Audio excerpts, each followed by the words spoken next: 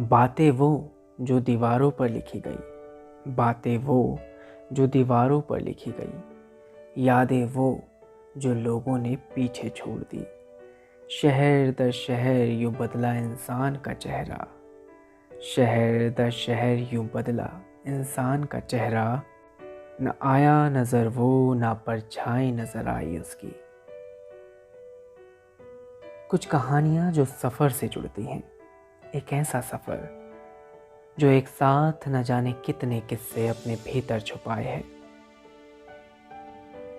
जिसके जर्रे जर्रे में है महक पुरानी यादों की, बीती हुई बस्तियों की और अनजानी बेखबर सियासत की।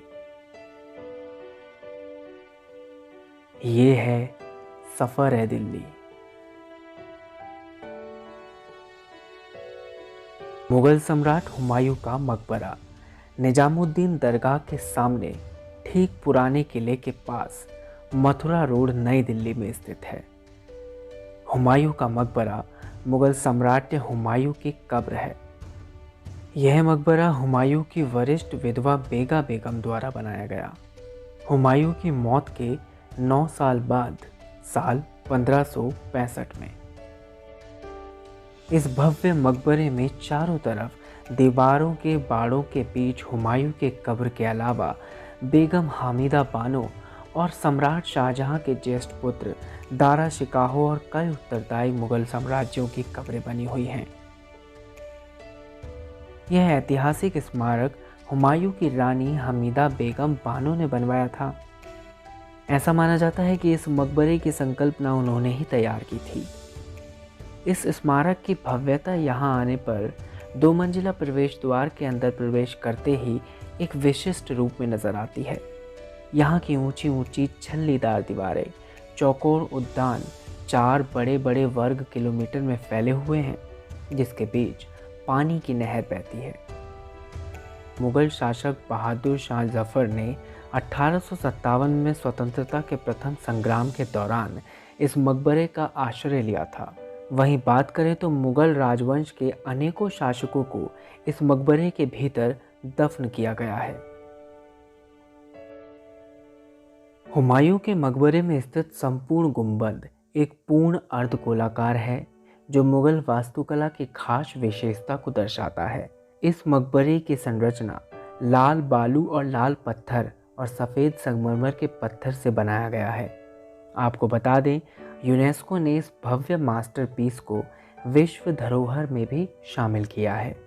हुमायूं का मकबरा एशिया का पहला ऐसा मकबरा था जिसकी कलात्मक और जिसकी वास्तुकला की चर्चा दुनिया भर में बनी हुई थी। इस इमारत को दिल्ली में यमुना नदी के किनारे पर बनाया गया। मुख्य इमारत लगभग 8 वर्षों में बनकर तैयार हुई। भारतीय उपमहाद्वीप में 4 बाग शैली का प्रथम उदाहरण बनी ये इमारत 30 एकड़ तक फैली हुई है। एशिया उपमहाद्वीप और भारत की बात करें तो ये पहली दफ़ा था जहां पर 4 बागों से घिरा हुआ पहली बार ऐसा मकबरा बनाया गया।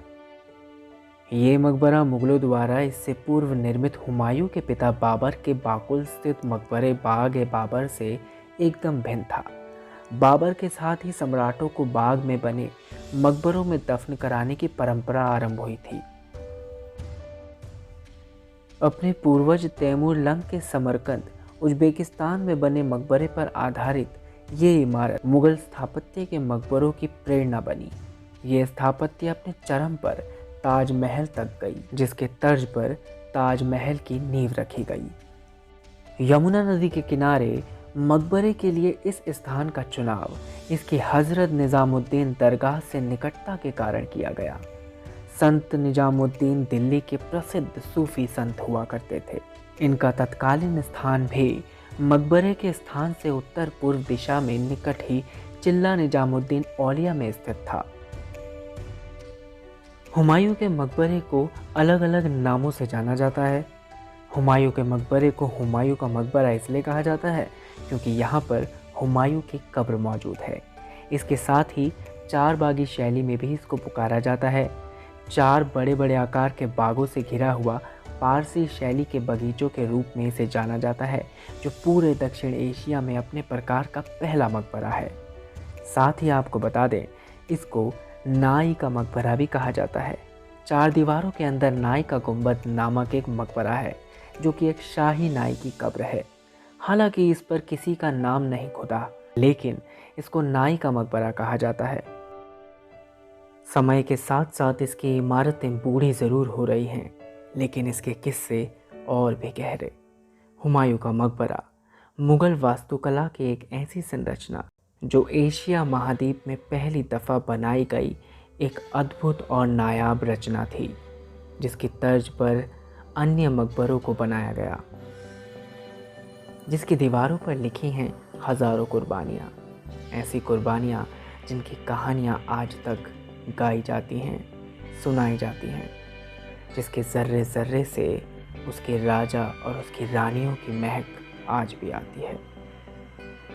हुमायूं का मकबरा दिल्ली के दिल में बसा हुआ है। यहाँ पर आने वाले प्रत्येक सैलानी को यह अपनी ओर आकर्षित ज़रूर करती है। यदि आप भी दिल्ली के सफ़र पर निकले हैं तो हुमायूं टॉम्ब यानी हुमायूं के मकबरे की सैर पर ज़रूर निकलें।